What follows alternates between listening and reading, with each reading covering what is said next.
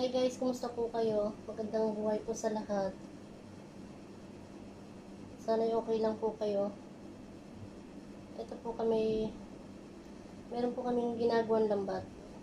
Sa totoo lang, din man ako marunong nito. Nag-aaral lang po ako. Nag-aaralan ko lang.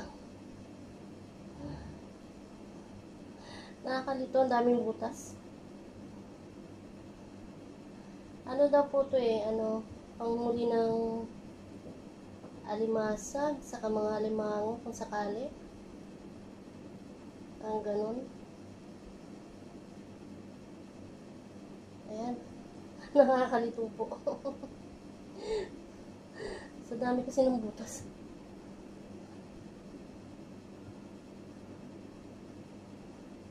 Ako to sa may-ari nito pag nasira ako. Pag nagkamali ako ng kasi babalikan babalikan na naman, babalik mo na naman yung na to, at kasi pantay. Ito po aming libangan pag may oras po kami nagpapadagat. Nakakalibre na rin po ng pang-ulam. Ganyan po ang buhay ng mga OFW. Kailangan madiskarte kaya. Kahit man lang pang-ulam, makalibre ka kahit pa paano.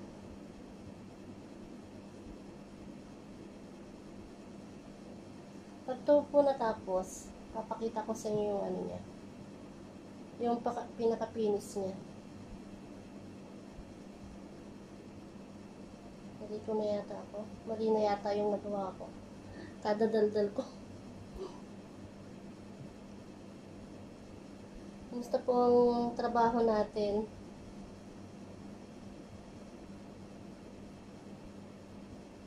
Gusto po ang araw-araw na pumapasok sa trabaho. Okay lang po ba lahat?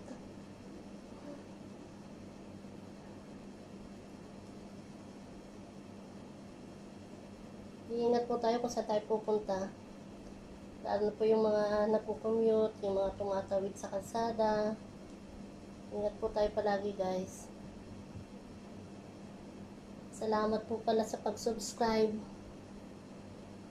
Thank you po ng madami.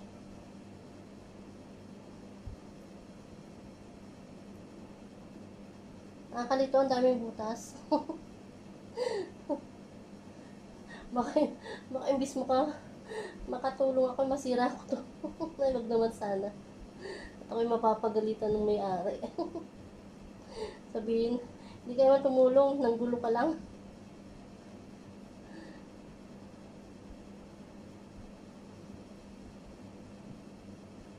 Haba po nito Nasa 50 meters yata.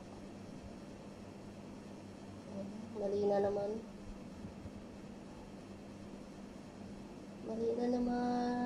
Saan ba sinuot? Sige po guys, salamat po sa panonood. Pang-istorbo ko sa inyo. Salamat po. Mag-iingat po tayo palagi. God bless po sa ating lahat.